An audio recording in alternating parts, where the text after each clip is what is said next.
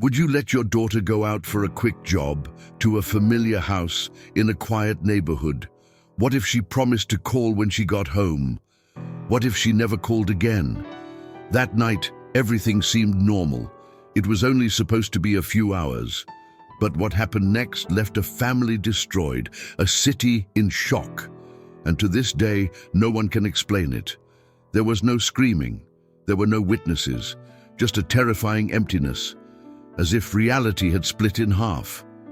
This video is not about a legend. It's about a real teenager, a real brutal story, and one that still has no answers. If you have the stomach to know the kind of case that makes us look twice before leaving the house, then take a deep breath and come with us to the end. But first, check if you are already subscribed to the channel. And if it isn't already, sign up now and activate the bell, because there are stories that need to be told. Stories that make you think twice about who is around you and about what might be hidden right next to you. Clara Whitmore, 15, was a dedicated, studious teenager who was well liked in her neighborhood. She lived with her parents in a quiet rural town called Ridgefield, where everyone knew everyone else. One Friday afternoon in October, she received an unexpected request to take over for a co-worker as a babysitter and take care of a child under 2 years old. The task seemed simple, and Clara, always helpful, accepted happily. It was only for a few hours, while the child's parents went to a local college event. She arrived at the residence shortly after 6 in the evening. She was welcomed by the owners of the house, who explained the details and left the girl alone with the child, as they had done on other occasions with previous nannies. Clara called her parents later, letting them know that everything was fine and that she would call back later. It seemed like just another ordinary night. Neighbors also noticed the lights on and the usual calm on the street. But behind that apparent tranquility, something was about to happen. Something that would change Clara's destiny forever and leave its mark on the city forever. Hours later, when her parents tried to contact her, she didn't answer. It was strange, but no one could have imagined what was coming. The lack of response was just the first sign that something very wrong was happening. What should have been a normal night of teenage responsibility turned into one of the biggest unsolved mysteries in the region. Clara's disappearance left deep scars on those who knew her and raised questions that remain unanswered to this day. How could a healthy young woman with plans and dreams simply disappear without a trace? Around 8:30 p.m., Clara's father, Matthew Whitmore, began to sense that something was not right. He had arranged for her to call him after she put the child to bed, but the phone remained silent. His concern grew quickly, and he decided to go to the house himself. It was just a precautionary visit, or so he wanted to believe. When he arrived at the residence, he noticed that all the lights were on. You knocked on the door. He called his daughter's name. No response.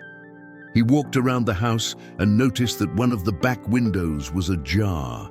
With his heart racing, he walked in. The scene he found inside was, to say the least, disturbing. The radio was playing softly. Clara's plate of food was untouched in the kitchen, and her glasses, something she never stopped wearing, were broken on the floor. The child was sleeping soundly in her crib, with no signs of injury or change in the environment around her. But Clara was nowhere to be found. Her father called for her several times, checked every room, searched the surroundings of the house. Nothing. It was as if she had vanished into thin air. That sense of normality had disappeared, replaced by a suffocating silence and the certainty that something very wrong had happened there.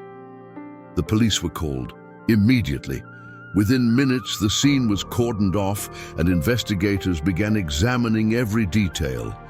The feeling of despair was already taking hold of the family, and the community was beginning to understand that this was not just a delay or a misunderstanding. It was the beginning of a frightening enigma that would drag on for decades. Investigators soon realized that there were clear signs of a struggle inside the house. One of Clara's shoes was found in the basement. The other was found in the backyard, near a damaged window. Footprints on the floor and marks on the walls indicated irregular movement, as if she had been dragged or tried to escape. The curtains were torn, and the glass in the side window had been forced open by someone outside. Handprints on surfaces in the house showed that Clara had tried to defend herself. Even so, no witnesses heard screams, strange noises, or suspicious movements that night.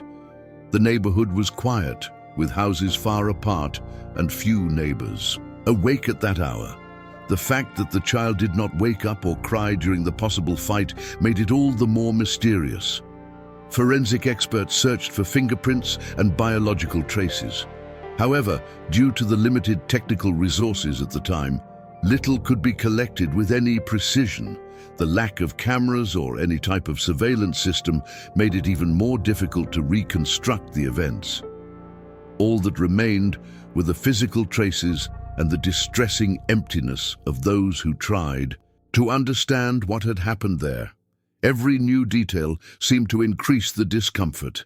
A missing teenager, signs of violence, but no noise, no witnesses, and no plausible explanation. The story was shaping up to be one of those cases where reality seems to defy logic, and where each new day without answers turned into a new chapter of anguish. By the morning after her disappearance, news had spread throughout the town of Ridgefield. The case caused an immediate stir. Within hours, hundreds of volunteers had joined forces with authorities to form search parties. Sniffer dogs, drones, and even helicopters were used. The goal was clear: to find any trace of Clara, whether alive or not. Hope was still strong, fueled by the love of her family and the commitment of the community. The teams searched streets, backyards, parks, forests, and even lakes in the area. One of the dogs followed Clara's scent to a nearby street where the trail suddenly disappeared. This suggested that she might have been placed in a vehicle and taken somewhere else. This detail reinforced the possibility of a well-executed plan, perhaps with more than one person involved. Despite the joint efforts and the intensity of the searches, the days passed without any concrete news. Local newspapers carried headlines with updates, but they all repeated the same phrase: no relevant leads. The lack of answers began to cause a change in the mood of the city. Fear grew, and parents began to prevent their children from walking alone in the streets. The feeling of security disappeared. The entry of federal agents into the investigation brought some relief. But even with more advanced techniques, the questions remained unanswered. There were no cameras or phone recordings, and reports from the neighborhood were vague. Everything seemed to indicate that Clara had been taken silently, quickly, and with precision.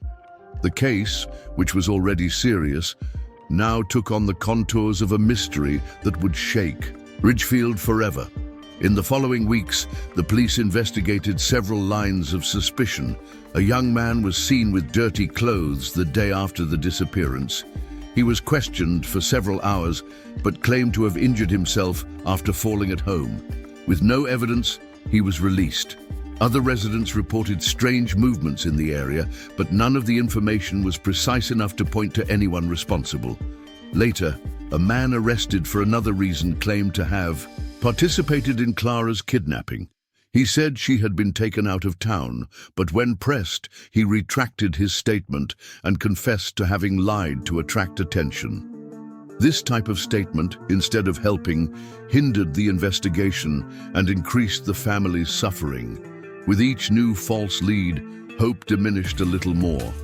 There were also reports from prisoners who claimed to know where Clara's body was buried.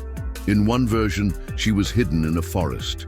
In another, under an abandoned bridge. Searches were carried out, but again without success. No concrete evidence was found. None of the confessions were confirmed by material data or reliable evidence. Time passed, and the police found themselves faced with a maze of contradictory versions. What at first seemed like a potentially solvable crime now became a never-ending nightmare. Detectives faced reports and testimonies that seemed to contradict each other. And Clara's name slowly became another one of those cases, where the truth hides behind silence, lies, and dead ends. Over the years, theories about Clara's disappearance have multiplied. Some believed that she had been taken by an organized group, specialized in capturing young people in a planned manner. Others pointed to the possibility that the person responsible was someone very close to the family, someone who knew the routine of the house, the schedules, and the less visible access points. However, none of the theories could be proven. One of the most distressing hypotheses was that Clara could have been kept alive for a long period, perhaps in captivity, isolated in some basement, without contact with the outside world. The idea that she survived for months or even years without anyone knowing where she was is something that still worries those who follow the case. It was a possibility that tore the family apart, but it could not be ruled out. Another line of investigation pointed to a possible concealment in later buildings. This would mean that she had been taken that same night and buried under some concrete foundation or building constructed in the following months. Unfortunately, the technology of the time did not allow human remains to be located under slabs or closed structures without destruction. This limitation became yet another obstacle in the search for the truth. The questions continued. Was it an isolated crime, an impulsive act, or part of something bigger? The case became more complex over time. Each lack of response fueled the feeling that the truth was hidden, not just in the physical environment, but in people, in someone who saw, who heard, who knows, and chose silence as a hiding place. Decades have passed since that night, but Clara Whitmore's name still echoes through the streets of Ridgefield. The house where it all happened has been sold. New families have moved in, and the town has grown. But among the old residents, the memory of the young woman who disappeared without a trace remains. Alive, the case has become the subject of books, documentaries, and studies in criminology schools. But no theory has been able to fill the void left by her absence. Clara's parents struggled for years. They handed out flyers, hired private investigators, and never stopped giving interviews. They waited for a call, a letter, a clue, but silence always came as an answer. Over time, they grew old, sick, and passed away, never knowing what had really happened to their daughter. This unanswered grief was the greatest burden they carried in life. Today, the case is considered active, although there are no further lines of investigation. Every now and then, a new investigator revisits the file, trying to fit the pieces together. But the puzzle feels incomplete, as if someone has purposely hidden the final pieces.